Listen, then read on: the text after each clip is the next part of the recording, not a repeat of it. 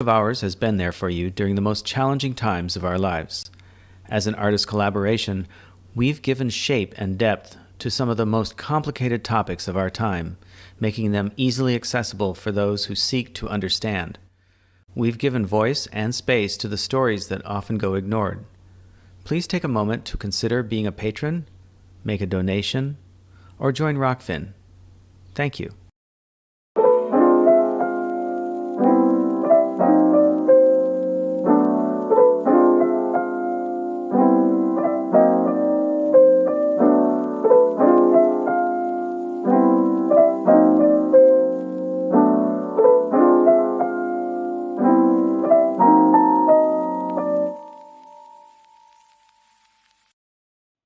Hello. Hi. Hi, everybody. Hi, welcome to another edition of Pullquote. Welcome to Pullquote. Yes, so today we have a very special guest, one that you've all been excited to see, and it's Dr. Christiane Northrup, and I'm going to read a bio right now. Okay. Yes, please read her bio, JP. Christiane Northrup, MD, is a visionary pioneer in women's health, is a board-certified OB/GYN with more than 30 years of clinical experience, a former assistant clinical professor of OB/GYN at the University of Vermont College of Medicine, and three-time New York Times bestselling author of Women's Bodies, Women's Wisdom, The Wisdom of Menopause, and Goddesses Never Age. Dr. Northrup embraces medicine that acknowledges the unity of mind, body, emotions, and spirit, and teaches women to create health by tuning into their inner wisdom. After decades spent transforming women's understanding of their sacred bodies and processes, Dr. Northrup now teaches women to thrive at every stage of life. Dr. Northrup has also hosted 8 highly successful public television specials, and her work has been featured on The Oprah Winfrey Show, The Today Show, NBC Nightly News, The View, Rachel Ray, Good Morning America, 2020, The Dr. Oz Show, and now Pullquote. Welcome to Pullquote, Dr. Northrup. Hello. Oh, pleasure. What a pleasure to be here, because I listened to you folks last year and I said, oh, I love these guys. These are great. So I'm thrilled to be here. Well, we're thrilled to have you. We are incredibly honored that you are meeting with us. Mm-hmm. So many people that we're connected to are so excited when we told them that you were going to be coming. So well, and thank you. We wanted to thank you personally for helping promote our video communitarianism. Yes. Yeah, I thought that it so beautifully articulated the issue, and what the issue is, as you and I, as we all know, it is a complete hijacking of human compassion and human empathy. Yeah. So, so here we are, and I listened to the New York governor saying, that you care for other people by getting a shot and wearing a necklace, but you don't care for other people by visiting them in the hospital or taking them meals, because that's dangerous. So it is a complete upside down narrative that is the absolute opposite of what true compassion and true humanity actually is. Yeah, we agree. Wow, that's appalling. It really is. Saying. And it got into what we covered in that video. Yes. And I'm seeing it more and more every day, and in a number of different areas. And this idea of we need to protect other people from harm. From harm from what? Harm from, and it's in all aspects of life now. Yes, in all aspects. I was just flying. So, so that you get on the plane, and we have done everything in our power to sanitize the environment. Then they give you these alcohol things that make fumes in the plane. I have to take essential oils to smell, so I'm not, with all that. And I say to them, no, thank you. When they want to hand me one of those, no, thank you. I'm working on a healthy microbiome. And Right. you can't get a healthy microbiome if you're terrified that there's going to be some germ somewhere. Yeah. And I think that we have now finally have moved into an era when we can begin to appreciate the contribution of Antoine Beauchamp, from the time of Louis Pasteur, who, Mhm. and apparently Pasteur on his deathbed said Beauchamp was right. It's not the germ, it's the environment. Mhm. Right. And from the time that this narrative began, many of us doctors, not nearly enough, but many of us, began to post things about how you could be healthy, how you could stay safe. You know, everyone would go, stay safe. I wanted to do stay sane. Right. That's Right. we've been saying that too. Yeah, one of the Stay first, sane. I noticed that a lot of so we left from, we left San Francisco a few years ago and moved to Pittsburgh. And there are a lot of people in Pittsburgh that when we first met them in 2018, when we first moved here, they would say, nice to meet you, God bless you. And then and they'd say, God bless, or, Yeah. or be blessed. Well, I noticed that it changed. It went from God bless or be blessed to stay safe.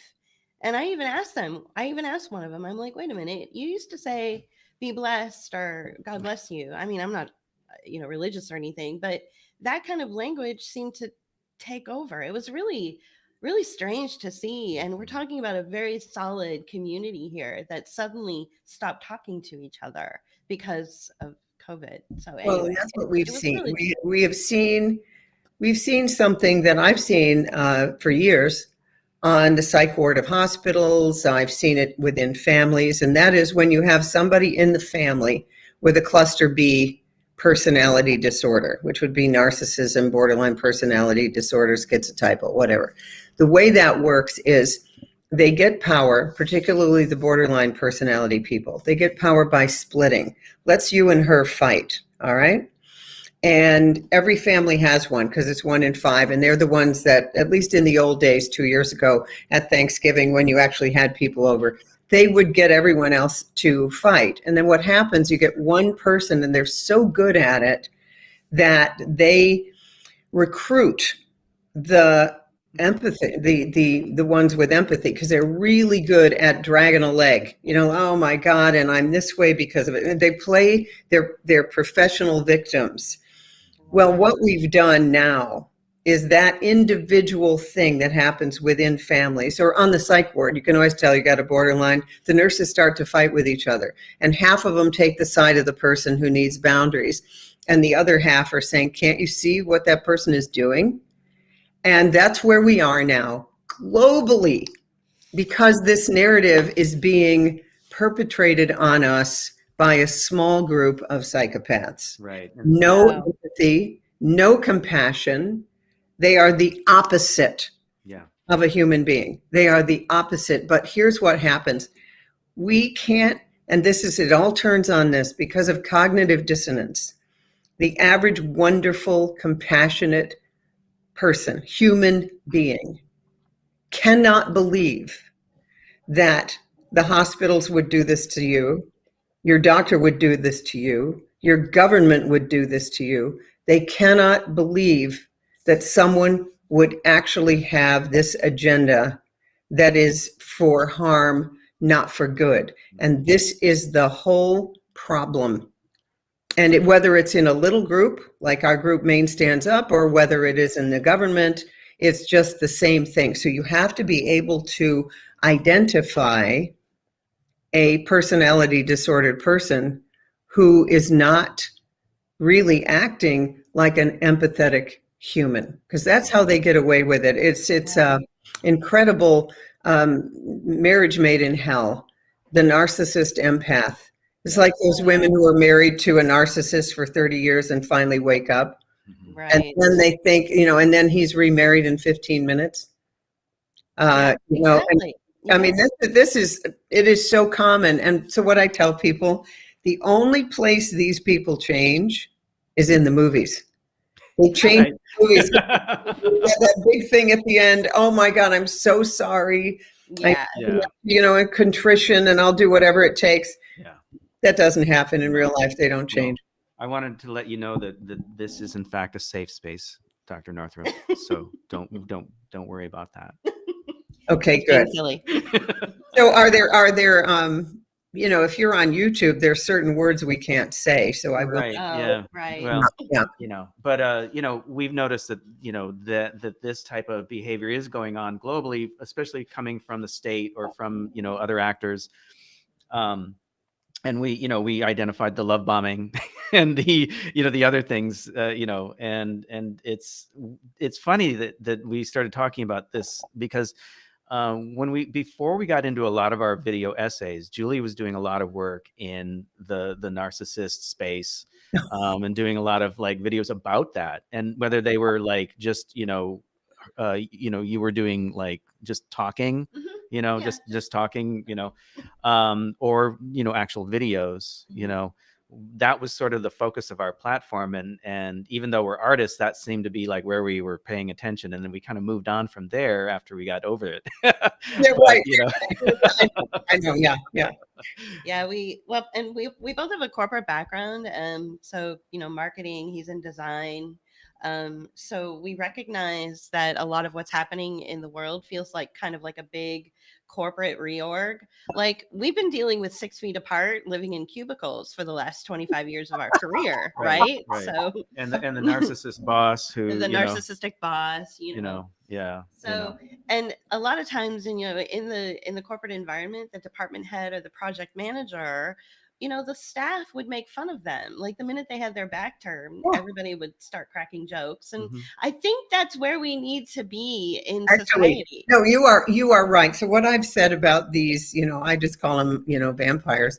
Mhm. They don't like it when you laugh at them. They don't like it when you illuminate what they're doing. No. So I think our biggest protection is to laugh at how absurd it is. Yes. Like, it's really, and the stuff that started to happen to me last summer, so within what I did was my original sin was to testify in front of our legislature against mandating 72 different shots by the age of 18, starting in nursery school, when our state didn't need it because we had a 95% voluntary rate.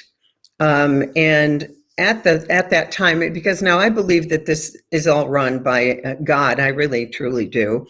And my beloved at that time, he's since passed, was a PhD epidemiologist who had run the public health department at the University of New England. So he says to me, "You need to go and testify.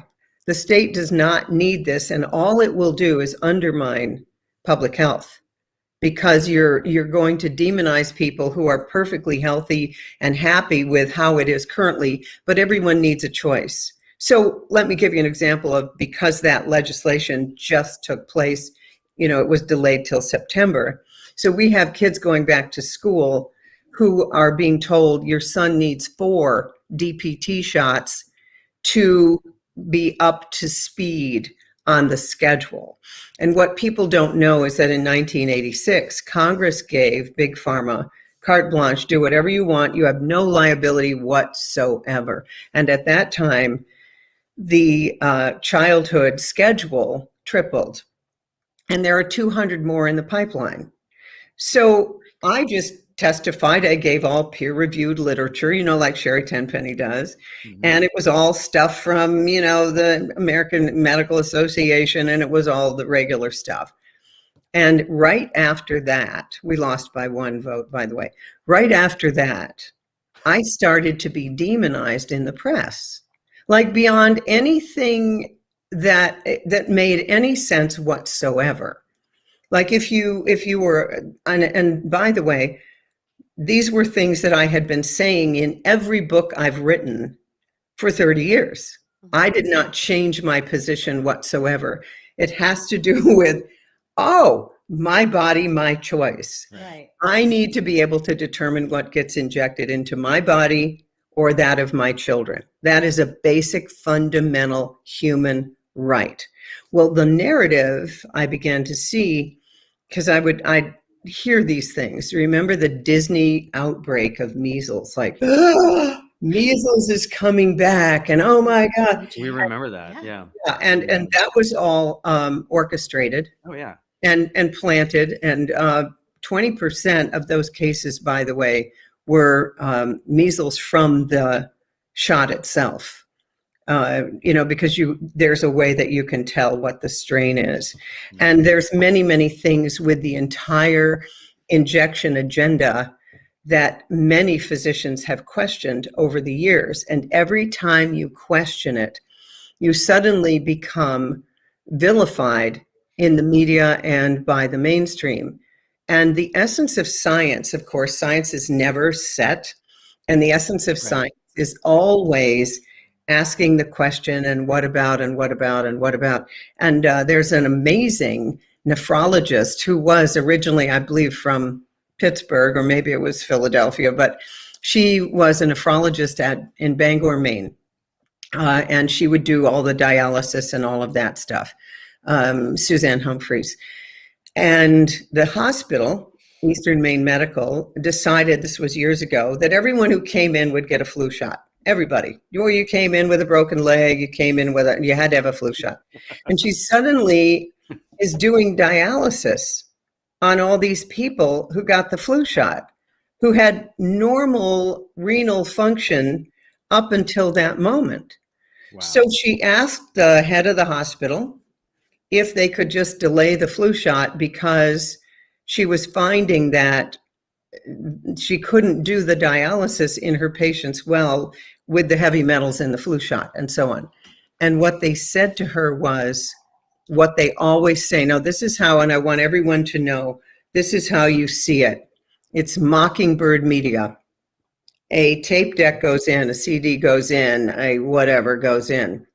Vaccines are safe and effective. They are the adverse event from them is less than 1 in a million. They are the most incredible public health leap forward in the history of mankind. Boom, that goes in. That is that's the religion. I mean, we're back to the time of Copernicus and Galileo, who got banned by the Pope or put in prison. Emil Semmelweis, who dared to say, maybe you should wash your hands after working on cadavers before you deliver babies. He died in an insane asylum. The medical literature is packed full of the people who've advanced science at great personal expense. Now, one would think that this could no longer happen. After all, that was the Middle Ages. And I'll tell you something. When Dr. Peter McCullough was just fired by Baylor, and when he has a TRO, temporary restraining order, that he can't even talk about the fact that he was at Baylor, this man is head and shoulders above any doctor, almost any doctor I know. He is the editor-in-chief of, I will get this wrong, but you get the ballpark, editor-in-chief of at least 6 peer-reviewed medical journals, the author of like 800 peer-reviewed scientific journals. He has been a full professor at Baylor. And now, because he has questioned the narrative and because he talked about early treatment way back, they fired him. If someone can't see that, and if you'd like a sample of his writing, he wrote the affidavit for our state, a lawsuit against our state government and the entire pandemic response. And you can read it on mainstandsup.org. We have 3 incredible lawsuits. And if you want to know what the science is, read the lawsuits, because they're beautifully written and beautifully footnoted. And obviously they're a matter of public record. So it's not some, conspiracy theorist, and the joke now. What's the difference between a conspiracy theory and fact? 6 months. MAINE standsup.org, correct? Mainstandsup.org. Right. M-A. Pulling up the website right now. Oh yeah, good. Mainstandsup.org. And we started as part of Pam Popper group, MakeAmericansFreeAgain.com. And what Pam said last summer, Pam would start in and she'd say, well, this is, fact-free hysteria. which it was, fact-free hysteria. And she said, I'm going to start I'm a one-issue voter. We're going to become a one-issue voter, and we need millions of people signing up on the website so that we have a massive database so this never happens again. Right. Please go sign up to Make Americans Free Again. Yeah, this is Maine. Right. So this is Maine stands up, but hers is the sort of mother group, makeamericansfreeagain.com. And one issue voter, here it is. Do you or do you not believe that I should have a right to determine what gets injected into my body? Period, end of story. If the politicians say, well, I'm not sure, because let me tell you, the dark money from Big Pharma is endless. They spent $750,000 in the week before the vote on our LD 798 vaccine mandate. There's, and the people who wanted to force this on Mainers, they said, "Oh no one makes money on these shots. It is for the public good." Really? Then why did you need to? Anyway, wow. we'll go into it. But I went from, I want to tell this to people because it's so striking. I went from 2013, Reader's Digest, 100 most trusted people in America. I was on that list in 2013. And in 2020, I became one of the disinformation dozen, the 12 people designated by the Center for Countering Digital Hate in London as responsible for 70% of the misinformation on the internet. How does that work? Yeah, well, now you're Wow. our second guest on Pullquote, who is one of the disinformation. Oh, good. Who else did you have? They're all my buddies. Kevin Jenkins. Oh, I love Kevin. Yeah. He's the one who told me about you guys. Oh, okay. Wow. All right. That's great. Well, thank Okay. you, Kevin. Yeah, we love thank him. you. This is incredible. Mainstandsup.org, Make Americans Free Again. We operate and think outside of a representational democracy. It's just our choice.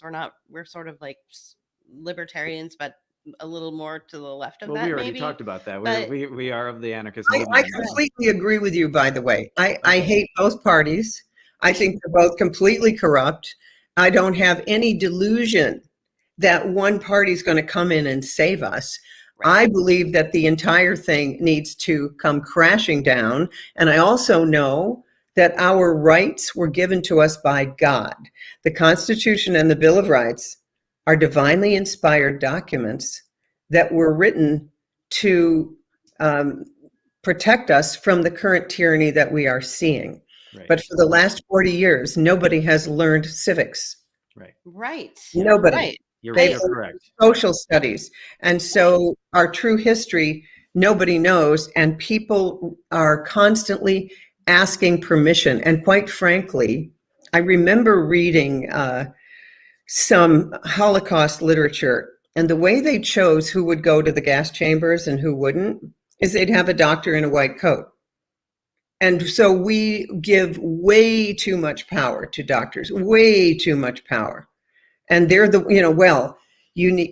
please check with your doctor before starting on this exercise program. Please check with your doctor. Then you go in and you see your doctor who's, 80 pounds overweight and, like, oh, really? You're the person I should be checking with? I don't think so. Right. Yeah. Yeah. I want to say something about Dr. Peter McCullough. Yeah. Right? That's how you pronounce it. A couple of weeks ago, a couple months ago, I was accidentally listening to him. I get a lot of information sent to me. You should look at this. You should, I'm sure you do as well. And so I listened to this doctor who had like you said, he had written, 800 articles, and he was the top of his field, which is like thoracic surgery or something. And he was it took him like 20 minutes to describe, like, to go through all of his career. It was literally like, and then he said, and despite all that, I think what we need right now is just a psychologist. Like, I don't even think I'm qualified. to deal with what's going on now. And he's at the top of his field, you know? So there's definitely we definitely need a revolution of the mind, or some kind of evolution of the mind right now. And that brings me to your book in a way. I know Well, this is kind of a weird segue, but so you wrote a book called The Wisdom of Menopause, and we'll bring it up so that people can see it. And this is, I think JP wanted to ask you, like, this is the 4th edition, yeah, or yeah. Right. Fourth So edition of The Wisdom of Menopause and fifth edition of Women's Bodies, Women's Wisdom. And I fully updated them so that, that's sort of the bookend of my career. You know, these were the big volumes and I wanted them fully updated. I called them the post-Me Too versions. I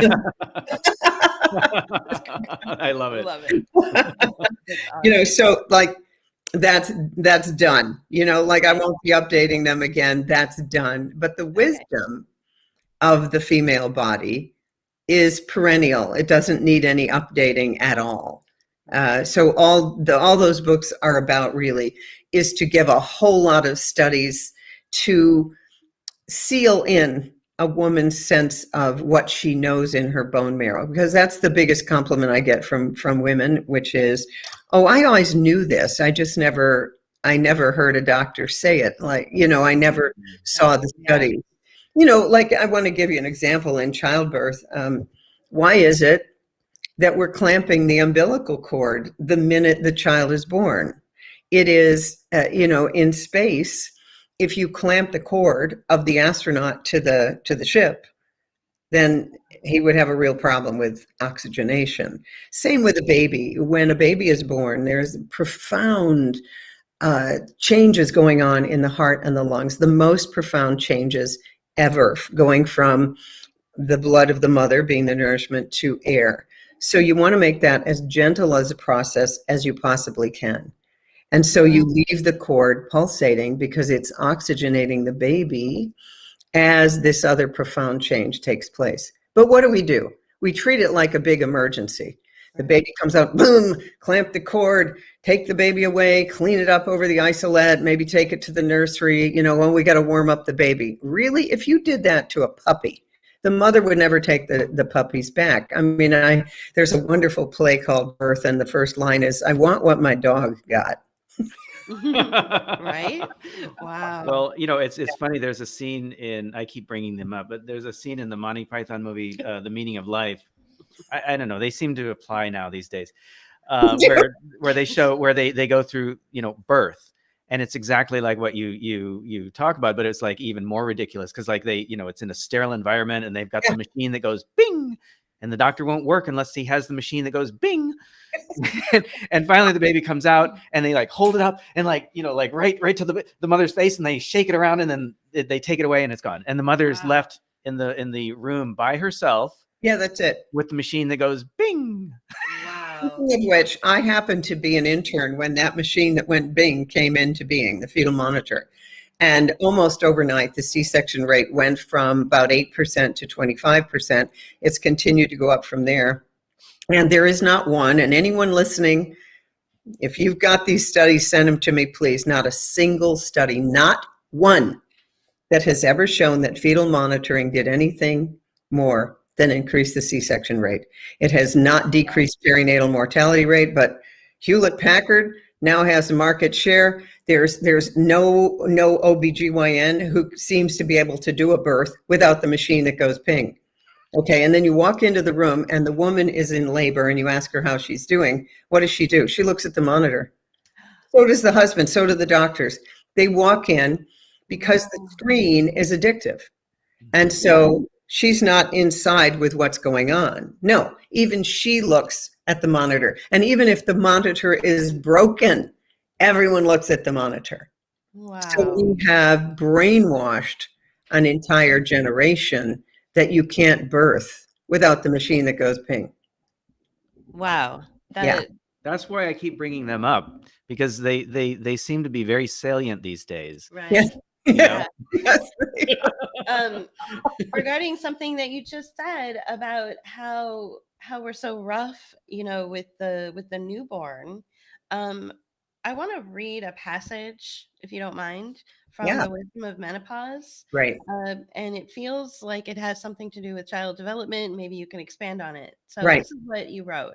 The feelings we develop about ourselves and others as children become etched into the circuitry of our brains and bodies, where they will continue, albeit subconsciously, to affect our relationship choices and responses throughout life. They are part of our basic emotional portfolio, easily accessible and freely expressible, sometimes excessively so. On the other hand, those feelings that were not reinforced by early experience tend to wither away, to become unavailable to us until we make a conscious effort to access our innate power to change our circuitry. So, we have some interest in the tech field. So, what I liked about this was that you used terms like circuitry and accessing and all this, which is kind of, we're from Silicon Valley, so that really, those kind of words and that kind of language, to use it as a way of child, feels like child development. Like, so what we're doing from the very beginning is we're distorting a child's Yes. worldview by pulling it away from its mother and clamping off the umbilical cord. And now we're distorting the children's worldview by throwing a mask on their face, which I see all over, the neighborhood. It's hard. It's hard for me to believe. Also, 99% of children get a hepatitis B shot at birth. There's no reason for this. It contains many more times aluminum than the FDA allows. And the only way you get hepatitis B is sharing dirty needles with an addict or having sex with a prostitute. There isn't a lot of that going on in the newborn nursery. And what we also are injecting most all pregnant women with a DPT and a flu shot in the second trimester. One of the things we're finding, this is anecdotal, is because of COVID last year in particular, babies were not going in for their regular shots. And by the way, a well baby visit is just an opportunity to induct someone into the medical industrial complex through vaccines. Pediatricians can make $80,000 by just keeping people up to the schedule. And it's like a Yelp rating. You go in and the pediatrician with the highest vaccination rates get the highest Yelp rating. But what we're finding now is SIDS has almost gone away, sudden infant death. And also these children, their developmental milestones are way beyond what everyone thinks is normal because we haven't been working with a normal population. Think about it. In 1986, they tripled the schedule, which means that the people now who got, because if you talk to a baby boomer, they go, oh, yeah, we got our shots. Yeah, you got polio and you got, that's about, you got maybe three, maybe four. Yeah, he's had like 3 or 4 or 5, Right. maybe. Yeah, but now it's 72, and that doesn't even count Gardasil and flu and shingles and pneumonia. Okay, Wow. so we forget. So it's people 35 now; those are 35-year-olds who had all of that. And if you look at what's in the vial, read the package insert. By the way, for the current COVID, you can't read the package insert because it's not in. As you know, it's blank. Right. Anyway.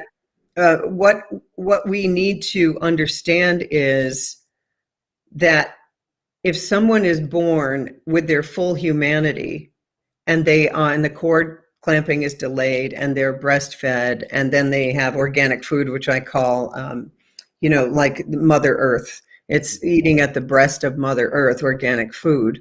You get a very different human from one pumped full of neurotoxic chemicals from birth. But this is not a conversation that we are allowed to have. So it's really basically it's the Inquisition 2.0.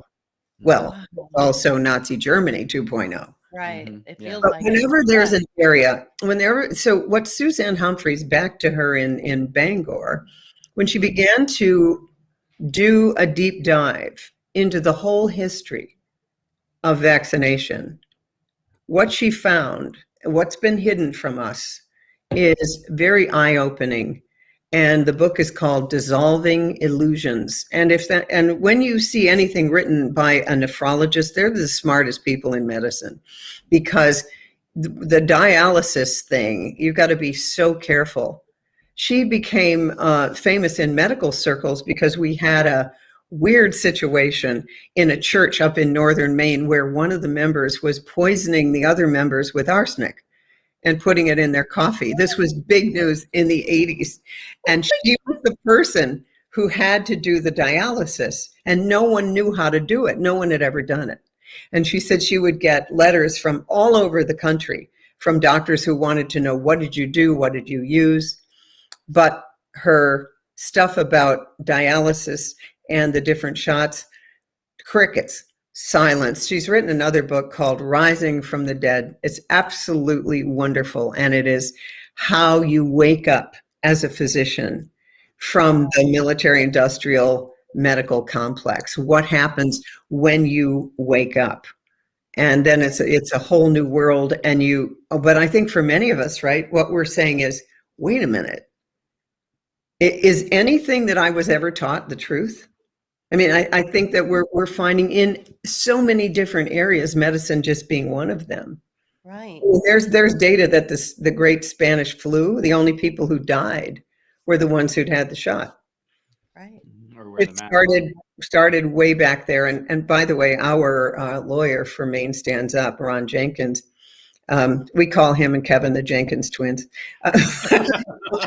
Yeah, they're twins. Yeah. They're twins. Separated at birth. Ron showed up because, God sent him.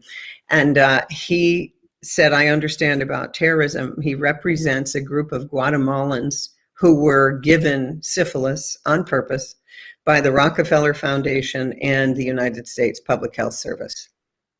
Wow. Yeah. And he Go said, to the Rockefeller We Foundation. are just so, well, not we, but our medical industrial complex is so arrogant that we can just muck with people's lives like this. Yeah. You mentioned Gardasil. Yeah.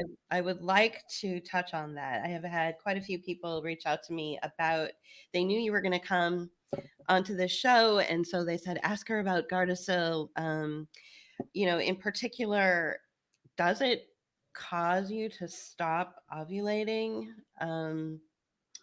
Yeah. And Gardasil, one of the things that, back in 2006, some of you might remember, I was on Oprah and she said, what do you think about Gardasil? Because it was brand new.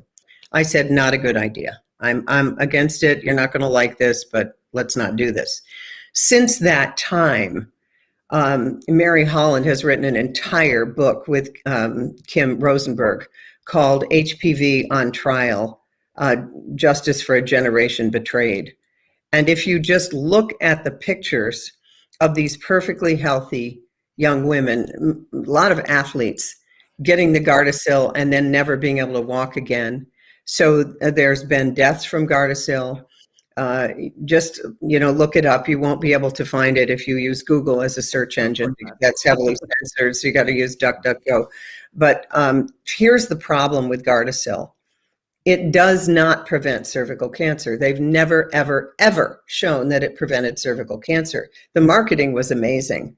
I won't be the next one, or whatever it was. I won't be next. You never were going to be. I've seen that. right. Yeah, Okay. they're still using that So all these young women, and then they were brainwashed into, well, it's time for my 11-year-old shot. All my girlfriends are getting it.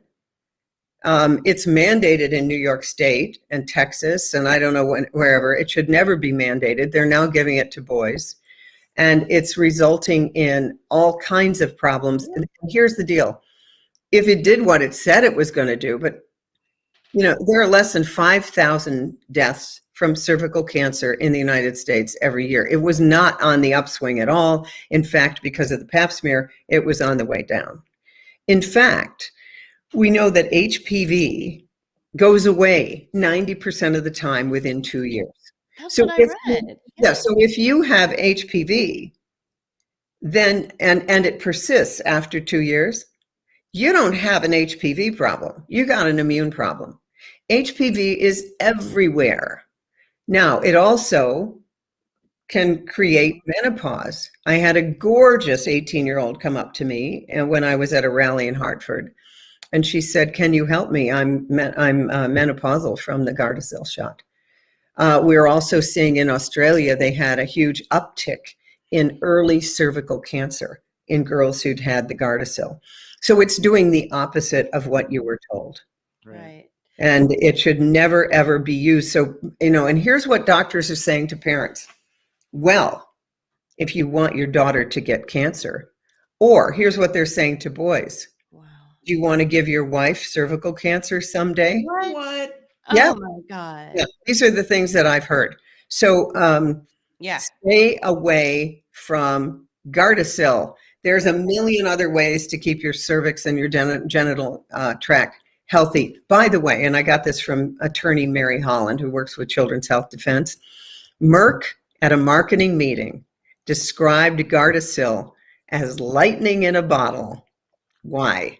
Because it helped them. They make so much money on it that it helped them recoup the losses for their billion-dollar lawsuit with Vioxx, which they knew. They knew that that drug was killing people. By the way, Pfizer has paid out the most. Pfizer is the biggest serial felon in the history of the United States. And you're trusting them. They all are, by the way. J&J too. But Pfizer is a serial felon. And what they do, it's just part of doing business. If you watch Dark Waters. Dark Waters, right. Yeah. I mean, that's the same thing. It's just part of doing business. You just wear people down, give out a couple million here, but keep ruining lives. Well, I mean, we've always come back to, it's always about money. It's Money. always it's about money. I'm trying my hardest to help empower women who have been, either have children that are the victim of Gardasil or victims of what's going on right now. Is there any detox methods for Gardasil? Like, is there anything that you would recommend that if a mother, Yes, people have gotten over this. It's very important for everyone to hear that there have been healings from everything, including terminal cancer. We have documented cases of spontaneous remission from every known disease. The best detoxes that I know, Dr. Carrie Made talks about the detoxes. There's all kinds of stuff there. Heavy metal detoxes. The problem with the current mRNA shot is there is no detox for that, because that is changing your fundamental cellular mechanisms. So you can't reverse it.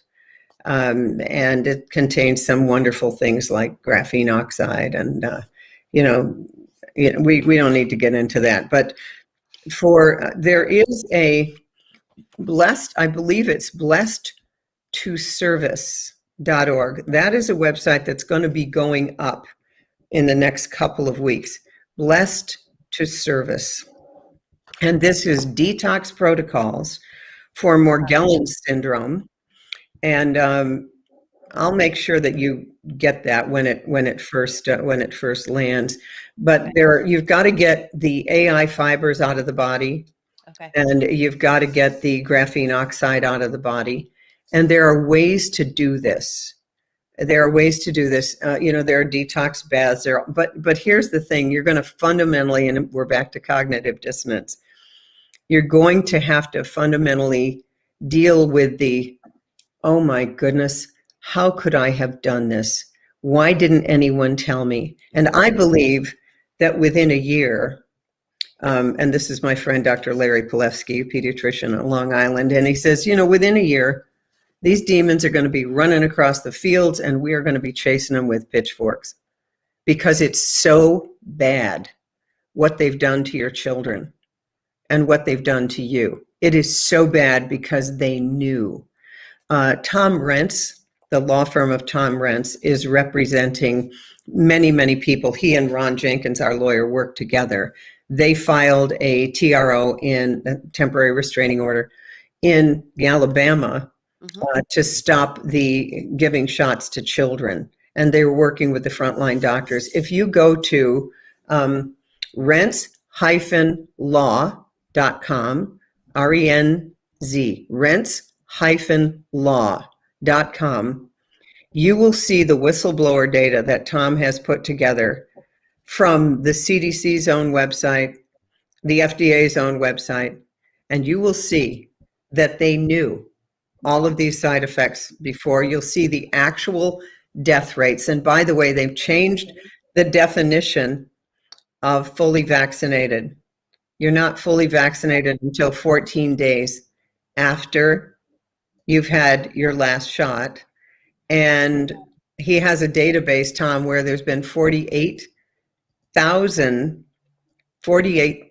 deaths within the first 3 days of the shot. Wow. It's evil on a scale that you cannot even imagine. And the reason, now, the court of public opinion, I want everyone to know this, the court of public opinion is actually far more powerful because the court system is very, very slow. So if you get this data, and you'll see it on rents-law.com, when you get this data, then I want you to spread it around because all of you are very, very powerful and you see the actual figures. You see what's really going on and what has been hidden from you by the press mostly. Then hopefully it will light a fire within you. Yeah, so what you'll see on that website, and I don't know where it is, but it's on there. It's like a press release and all the rest of it. Yeah. Tom is a basic warrior. He's just a basic warrior. And he said, who am I? I am a nobody from Ohio.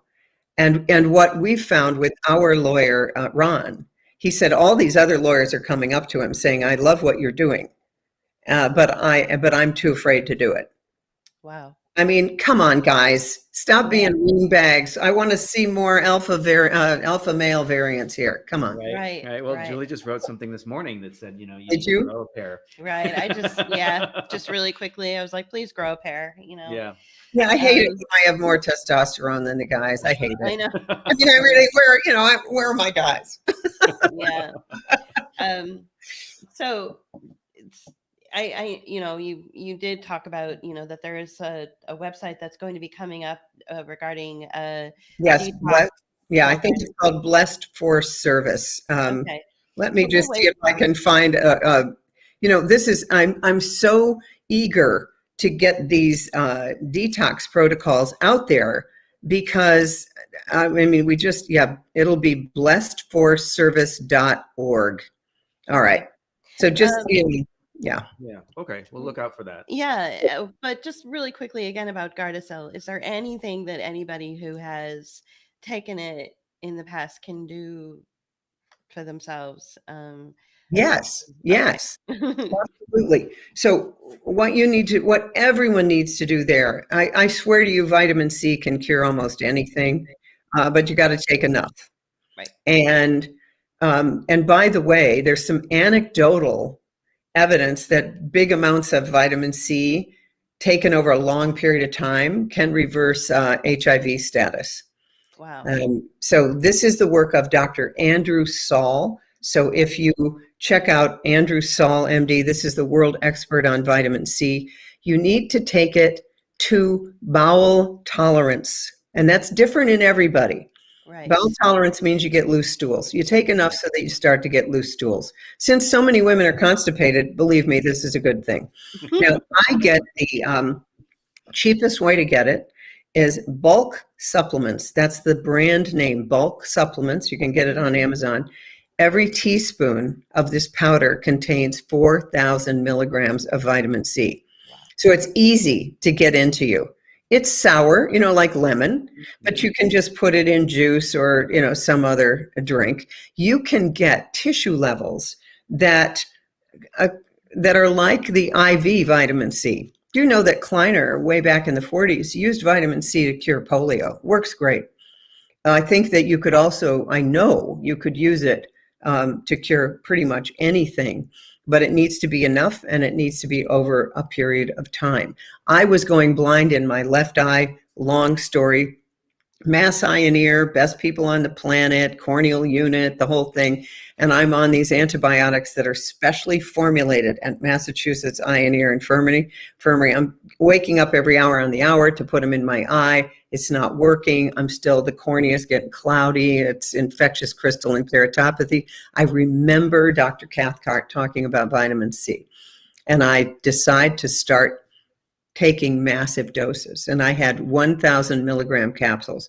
And I just kept taking them. And within the next morning, I woke up and the cornea was clear. Wow. Vitamin C, SEE. Okay. All right. Well, that's great. Let's Okay. talk about something that you've been talking about recently where inflammation is connected to the liver somehow. Yes. Yeah. I think we all have liver problems at this point. So the liver is what digests all of the stuff. So think about it. We've got glyphosate. We've got all these GMO crops. We've got chemtrails from the sky. We have fluoride in the water, and God knows what else. I mean, think about the number of drugs in the water from people peeing them out, just birth control pills alone. These are synthetic hormones. Remember, Big Pharma cannot patent anything found in nature. This goes back to natural law. Right. If it's found in nature, you cannot patent it. So Big Pharma has to take all the great stuff from the plants and make it just a little different. And the body knows that. The body can tell. So anyway, our livers are working overtime for detox. So there are liver cleanses that you can do. Everyone should probably be on some kind of cleanse on a regular basis, let's say spring and fall. You can do it with green juice.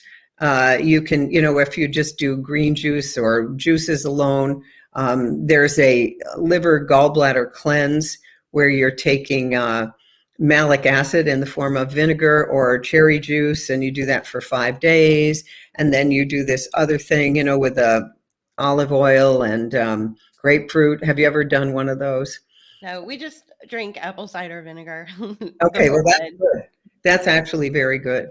Okay. But Diluted, of course. the liver gets clogged with fat. So there's a time when you want to go low fat, not always, because we need some good omega-3s and that kind of thing. But there's all kinds of liver cleanses. In fact, I think on drnorthrup.com, we've just been promoting a liver detoxification program because fatty liver is an absolute epidemic at this point. But it's mostly from sugar, too much sugar in the diet, too much alcohol. I mean, when you I guess it's not there on the website, but on social media like Telegram, Facebook, Yeah. Dr. Christiane Northrup Facebook, you can probably find it on my Facebook channel, Right. the liver detox. But it's very, very important to know how to cleanse the liver. I'm about to do it. So I'm just about to get some, sour cherry juice and do the malic acid thing and then do the cleanse with Epsom salt and all kinds of things. Yeah. So I just found it really interesting that, I have an autoimmune illness. I was diagnosed with chronic inflammation and this really rare autoimmune illness when I was 7, back in 1977. And I just read briefly, just like a couple days ago, and then someone else mentioned it, a friend of mine, that the liver issues are correlated with inflammation in the body. And here I am at my age, and this is the first time hearing of it. Well, yeah, but also what I want you to do to go back and ask what was going on at the age of 7 in your family of origin, because there's some way that your body took a hit because of, it's going to be very, very individual, but you'll be able to find out what it is. You go back, what did I know when I was 7? And you're a writer, so you're going to just start writing about it. And in fact, you can write. Here's a way to get at it quick. All right. You write. Are you right-handed? Mm-hmm. Okay. So you write down the questions for your 7-year-old self with your right hand. Answer with your left hand. Wow. it will put you in a childlike state because you don't know how to write with your left hand. Yeah, I can't. Wow. And That's then that little girl will start to talk to you because it's all still right there. right. It's right there. And then you can find out what the inciting incident is that got your immune system to turn against certain aspects of you, Yeah. a viral thing or whatever. It was fast too. Yeah. There's I think- something there. I have a good friend who got acute pancreatitis at the age of 7. And 7 is a really important age. It's when the secondary teeth come in. And it's when you move into the world of the mind.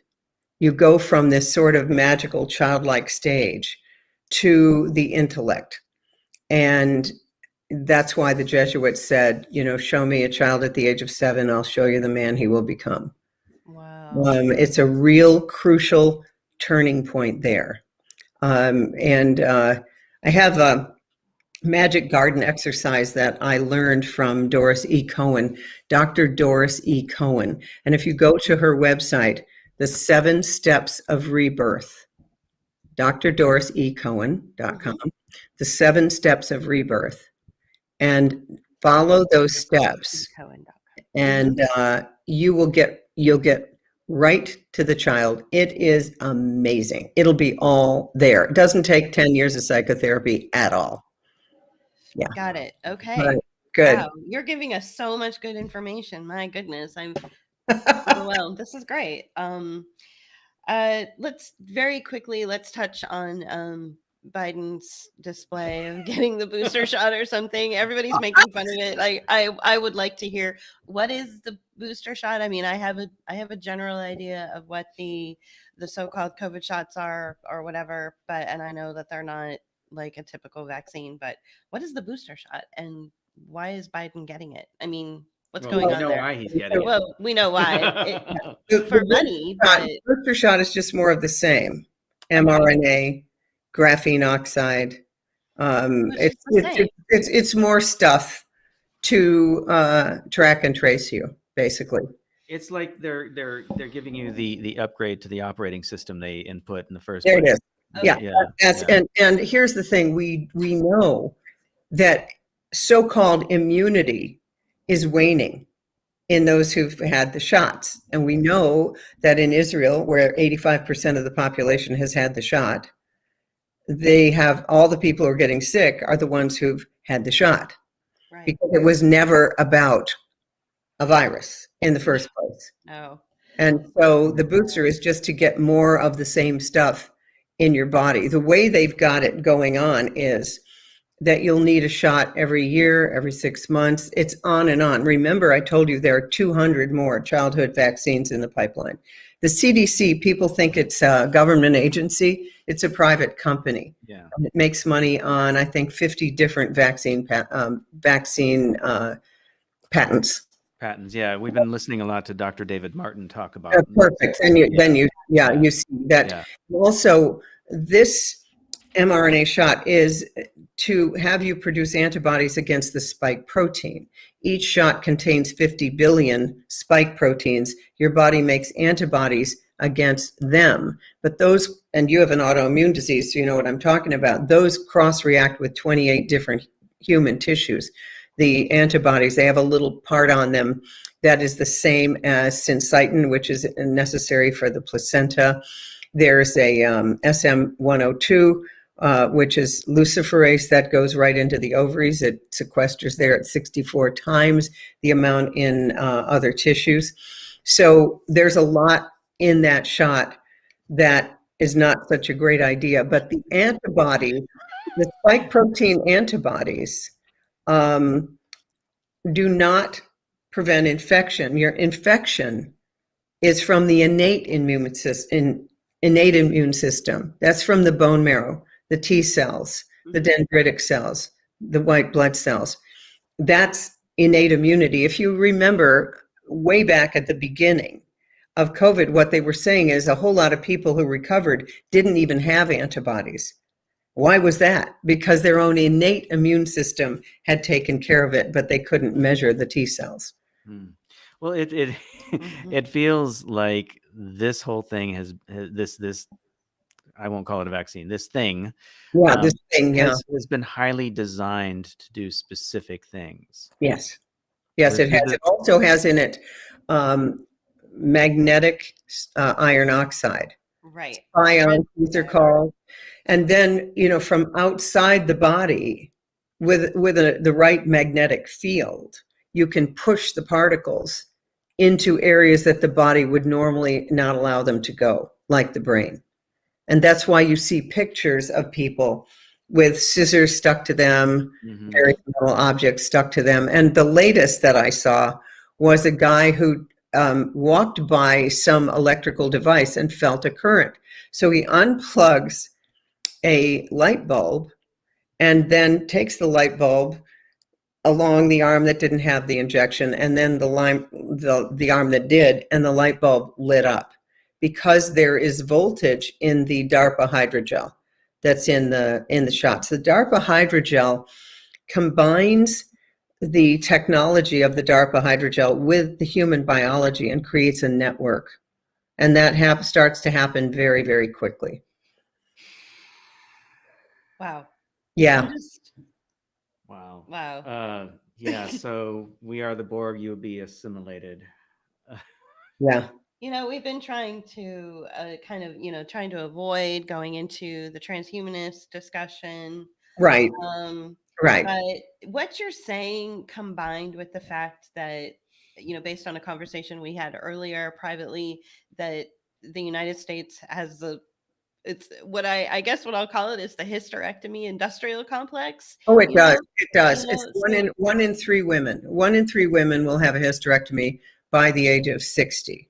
so what he just said, you will be assimilated into the Borg, and then you Mhm. take away your uterus, the thing that makes you a woman, and you become like a vessel for technology, Yeah. right? I mean, so we always hesitate to go into that discussion because we, particularly being that we have kind of a little bit of a tech background, we know that it's not as organized and forward as people might think. It's pretty chaotic. There's not a lot. They haven't really got there Yeah. yet. You know what I'm saying? Because corporations are so Oh, efficient. that's true. Plus, we all saw, who's that Elizabeth whatever who had that incredible company? Talk about Theranos, right? what a psychopath. Yes, Holy cow. I looked at her on the film and yeah. I said, oh, that's just your basic psychopath. Yeah. She's a robot. Yeah, she She is was. a robot. Yeah. Yeah, and she, just a side note, people had talked about being in board meetings with her, and how before the board meetings, she would be in another room, like in the ladies' room or wherever, practicing how to lower her voice. So she really has kind of a nice, female sing-songy voice, but she would practice how, like, and she put in, electric blue contacts, like the whole thing to make her seem more like a cyborg. So Yeah. people really are And into then it. all black outfits, just All black. black. Yeah. So, well, that's kind of the That's a Bay standard. Area thing, That's a but New yeah. York, San Francisco thing for sure, especially in the corporate world. You just wear all black all the time. But so obviously I'm slowly integrating out of that. But but I wanted to just kind of talk about the hysterectomy industrial complex. Yeah. I know somebody personally who I felt that she was in the pinnacle of health, and age 45, and got her Pfizer shot in April, and by July she didn't have a uterus, and she blew it off like it was no big deal, like it was the most normal thing in the world. I was appalled because I've personally only known one person who had one, and apparently they're very common. Well, they're more common now, and I'll tell you why. When you get the shot, it messes with the blood clotting mechanism. So we know that about 60 to 70% of people who've had the Pfizer shot now have a positive D-dimer test. D-dimer is a measure of micro blood clotting. So what's happening, and our group, Millions Against Medical Mandates, MAM.org, we helped sponsor a study because we were hearing about all these women who were having bleeding going on and on and on, even from being around recently vaccinated people. So we started mycyclestory.com, babies with blood clots. So all these women would just start to bleed for no reason. And remember that hysterectomy was already very, very common. But now, if you're in your 40s and you're in that perimenopausal period where you have estrogen and progesterone, they're sort of all over the place because you're between the worlds. You're back. It's called adolescence in reverse. The whole reason I wrote The Wisdom of Menopause, it's an upgrade. You go back to who you were when you were 11 before the hormone veil, and you wanted to be popular and you wanted boys to like you or girls to like you, whatever. And so that begins to lift and you remember who you are. But in the body, you can have a period that lasts for 30 days. And, and if you just wait it out and do some things, then you're fine. You'll be fine at the other end. But many, many women, well, I have to work. I don't want to be bleeding all the time. I'm this, that, and the other. So, we have a million ways to do a hysterectomy, but I remember when the Da Vinci robot came in, ooh, our hospital has the robot, we can do your hysterectomy through a robot. It's like, it's still a freaking hysterectomy, whether I'm in there with my hands clamping and cutting or whether it's a robot. It's still the same. I'm amazed at people, the marketing of hospitals. We have the robot. Yeah, but you're still doing the wrong things with it. I mean, and then we have, we have so many alternatives for maintaining your uterus. Now, if you need it done, if it is a career, if you're bleeding out every single month, then it can be a godsend. So there's a place for hysterectomy, and I've done plenty. But it's not the first place you should go. I mean, there's all kinds of ways to get that bleeding to stop. And we also have the laser ablation of the endometrium, and that works beautifully for a lot of women.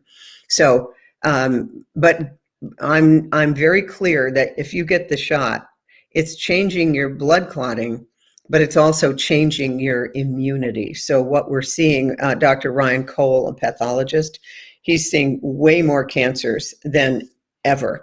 Because what the mRNA does to get the mRNA into the cell, you got to trick the cell. And they changed one amino acid sequence, a U thing, a uracil or something. They changed it so that it could get in. It's called a toll, T-O-L-L, toll-like receptor. And they changed that receptor so the mRNA could sneak in. But now we're seeing that's hijacked immunity in some way. So we're afraid that we're going to see a lot more cancers than we've seen before. Goals. Yeah, exactly. Those feel like goals. Like, we've been saying a lot, not only is it all about money, but it's this whole thing is a marketing campaign designed to turn you into a perpetual patient. Yeah, well, that's exactly right. So we know, for instance, Pfizer makes Eliquis. That's what you have to give someone who's got a clotting problem. And then they make another drug that I can't remember the name of for myocarditis, because people who are getting the shot get inflammation of the heart. So we have, with young, particularly male athletes, we've had a lot of myocarditis, need for cardiac transplants. Yeah, they've got you coming and going. So people, the average 65-year-old in the United States is on 6 prescription drugs. This just, it needs to stop.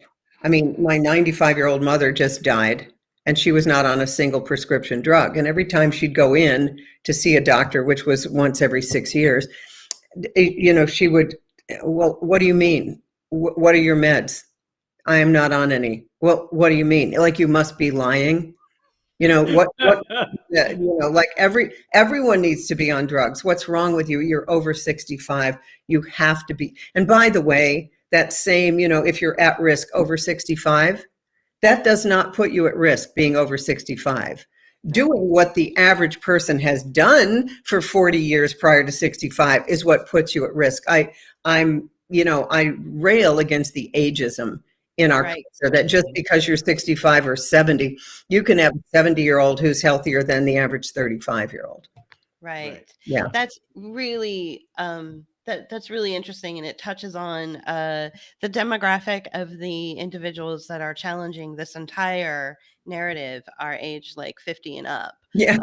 Our friend John Stepling, who we had on a few months ago, he's a playwright out of Los Angeles. He lives in Norway now. He put out a call for this. He's like, what do you guys think is the demographic that is really challenging this thing? And almost every response was, you know, Generation X, baby boom generation.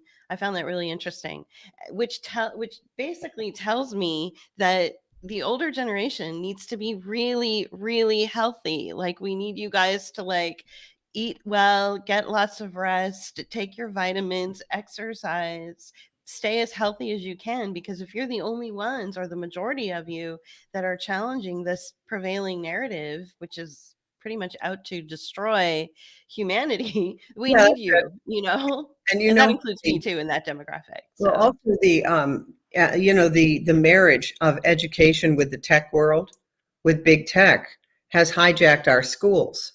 right, So our yeah, I public know. school education is nothing but indoctrination. And if you look at how it started with the German factory worker, this is how we need to make that, don't break the seal till told to do so. I'm a product of public schools, and I did very well because, my karma was get all those credentials, because then they're not going to be able to say anything that you're not a doctor, you don't, so I've got amazing credentials. Mhm. So that I could say, yeah, it's not what you think. I've been through it. There, pay no attention to the man behind the screen. Right. Right. Well, we have had a couple guests on about education several times on this program as well, and so yeah, our audience is well aware of what is going on out there, with the STEM and the STEAM and the stream education. These- It's pretty yeah. remarkable, but it's, yeah.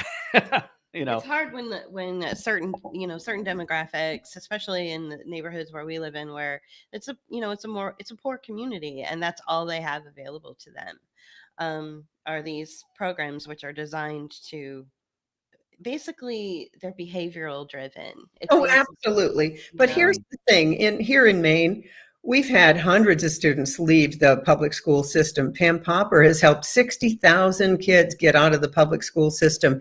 Has nothing to do with money, nothing. Everyone can do it. There is no excuse. We have all kinds of people to help. Pam Popper has all kinds of people to help. There's no excuse. These are your kids. You're literally sending them into the belly of the beast. Not to mention what they learn when they're there. I mean, I had a mother say, yeah, they were teaching oral sex to her 4-year-old. I don't think so, folks. And then, then there's me speechless. there's the drag queen story hour, Yeah, I know. I've been hearing about that, and I'm just, I was really shocked at that, actually. And this is somebody. I mean, I worked with people who were really super involved with the drag community in San Francisco, like where they were organizing the contests and the pageants and all the things. So I'm like, I'm completely on board. Like, that's fine. I'm cool with that. I love Provincetown. Right? Yes. Yeah. Right. So I'm totally cool with that. But I have to draw the line with, like, adult activities and interests being taught to children who haven't figured out who they are yet. Like, they don't know if they want to be a drag queen. It's like, yet, well, I don't, and we don't talk about like alcohol and smoking cigarettes like directly to kids. I mean, it's through the advertising, but and movies and TV and stuff, and sex through media. But it's not like we're having a hooker come in and give Q&A sessions in the, you know what I mean? Oh yeah. No, the brain is forming. It's developmental, and we know from the work of Steiner that when you are pushing sexually charged content on children, it changes the brain. We need to maintain innocence for as long as possible. There's plenty of time to get into anything you want when you're 18 and up. Do you know that car insurance, you can't rent a car until you're 25? Why can't you rent a car until you're 25? because they know that your frontal lobe inhibitory circuits are not in there yet, especially if you're male. Got it. Right. Mm-hmm. So Yeah. why is it that we think, and by the way, they made it legal in the District of Columbia for an 11-year-old to get shots without parental consent. And not only without parental consent, they're actively telling them not to tell their parents. So I believe it. No, I believe that. Yeah. This feels so creepy. It's Like Well, what's it's happening very- to our country. well, what this is Nazi Germany. No, it's creepier than you can imagine. Now we're back to, so laugh at how bad it is, Right. and because we need to, Mm-hmm. but then we also need to get our righteous anger, which is a cause of health. We need to get our righteous anger fired up from, and just say no more. And that might mean going into a store without a mask on. What I'm doing as my little defiance, other than what I do, is just walk through airports with no mask on. Nobody says a word. Now, obviously, and they finally changed it on the plane. Delta, it's a federal mandate that you must wear a mask. What United says is it's a federal law that you must wear a mask. It is not. It is not a law. They are breaking the law. And when enough of us stand up and say, you are breaking the law, this is the law, and that's on Jeff Weitzman's website, theworkofyourhands.com, theworkofyourhands.com. Down at the bottom, way down at the bottom, he gives you the documents. He gives you the laws. So does Peggy Hall, thehealthyamerican.org. Yeah. Yeah. And if enough of us just said, we're done with this, we're just done. So, I do it in the airport, and I never see another person without a mask. No, you don't. It's like, come on, just try it. No one says a word. Right. Yeah. It's so strange to live in this world now. I don't even, it like I've said before, in audio podcasts I do sometimes, Right. Like I remember being in San Francisco working in the corporate world and seeing a lot of my coworkers who were from, other countries wearing masks, and I didn't really think anything of it. I mean, it wasn't my culture. It's not what I do. But now it's everywhere. It's really strange. I don't like it. It's dehumanizing. No, it's feels like dehumanizing. insane. We know it. It's not about protecting anyone. If I could get that through to people, that is as effective as a chain link fence to keep out mosquitoes. Well, I did a little video on about that. Yeah. It's on Instagram. Go to her Instagram. It's I've Book got of Hours Art. Instagram. I'd love to see Instagram, but my accounts have all been removed, and I can no longer get onto Instagram with computer, phone, iPad. Wow. My Facebook is hanging on by a thread. Yeah, so is ours. And I bring my cat in regularly to do puppies and kittens, and then tell people to go to my Telegram channel. Right. That's pretty good. We've been meaning to set that up. Yeah. Because our YouTube channel, we have 2 strikes, and our Facebook, we keep getting warnings. Well, I just, we're almost at like an hour and a half. Yeah. So we want to thank you so much for the time. What I want to do is, there was a really empowering passage in The Wisdom of Menopause. It's a very personal, a personal expression of when you sort of came into your own and you and your husband had a conversation. I would like to read that, if that's okay. It's in your book. So. Yeah, I'd love it. Yeah, because I really feel that there are a lot of women out there that are feeling really deflated. Yeah. And, so let me read this. As the conversation heated up, my husband and I retired to the bedroom to spare the others our anger. And for the next 40 minutes, I felt myself grow taller and taller with my own truth. I told my husband what I believed about medical practice, about our relationship, about the inequity in the way we'd been living all these years. And I offered no excuses for what I said, nor any attempt to make it easier to hear. This was one of those amazing volcanic eruptions that occur from time to time when the lid finally blows on the container overstuffed with things we know but can't talk about because we are female and have been taught that in order to survive, we must keep quiet so that authorities, mostly men, will like us.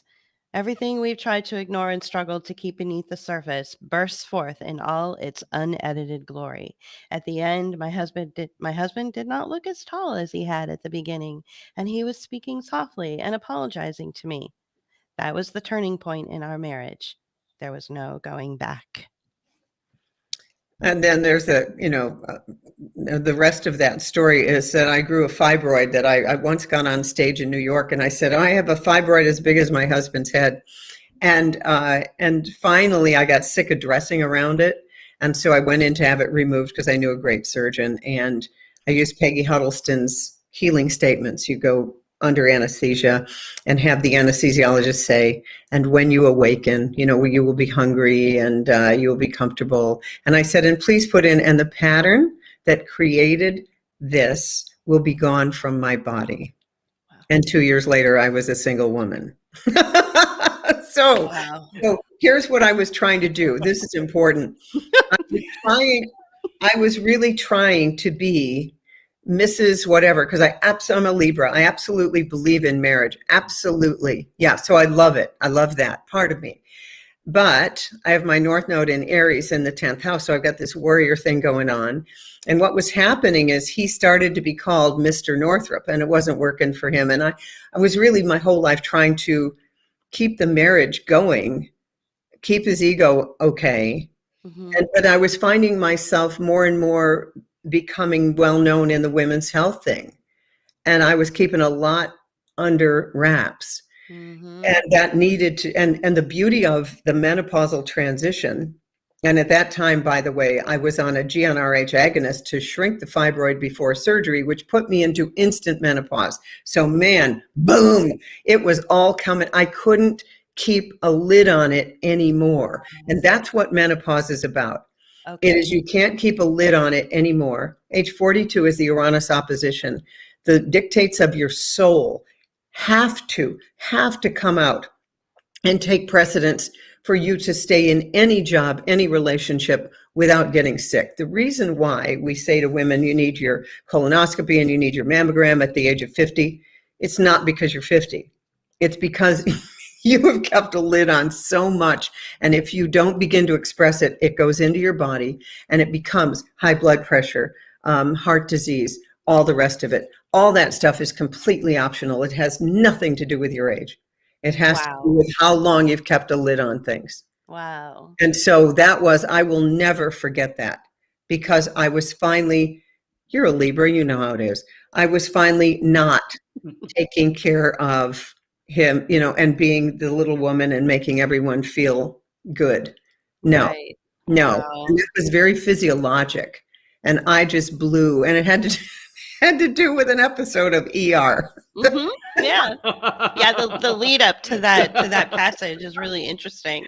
Yeah. So I really encourage people to go and get the book and read it. It's really fascinating and you'll learn a lot. And I love that you've incorporated personal experiences into that. By the way, we met when I was age 42. So. Wow. Yeah. Nice. Yeah. So that is a soul relationship now. That's a whole relationship. Yeah. Yeah. And there's all sorts of other crazy stuff about, like his birthday is the same birthday as my father's and, that kind of thing. So that's wonderful. I love it. Love it. Yeah. Very interesting story we have. But yeah. Well, I think that's pretty much a wrap. You can get her Dr. Northrup's book on her website. And we brought that up. We have it in the show notes. So you can go find her website in the show notes, as well as your Facebook account and a link to Telegram. Then from Telegram, that link, you can choose to use the app if you have it, or use it on the browser. It's up to you.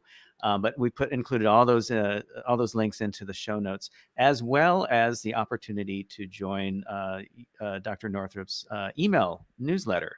Right. Is that a weekly or a monthly? It's a biweekly, every other week, and we've got a great blog which is on drnorthrup.com. There's all kinds of good stuff on the blog there, with perennial topics like hot flashes and immune support and all that kind of thing. Well, I'll be checking it out for sure. Yes. Okay. Absolutely. Well, it's been fantastic. It has We are been so super fun. happy Thank that you you. came and came on board, and You've you got know, such a story. It's from Oprah to here to wherever the world takes you next. I mean, That's right. That's I right. can't wait to see what comes next with you. Thank So, you. Thank you so much. It's been my pleasure too. Great. thank you. great. Well, we'll catch you after the green room after we sign off. Yeah. Great. Yeah. All Okay. right. All right. Just give us two seconds. All Sure. right. Thank you. Thank you. Mhm. Well, that was amazing. We hope you guys like that. Yeah. Please, if you want, go back and watch it again if you're joining late. But it was so fun. Yeah. It was so great. And we're going to keep this up for free for a little while.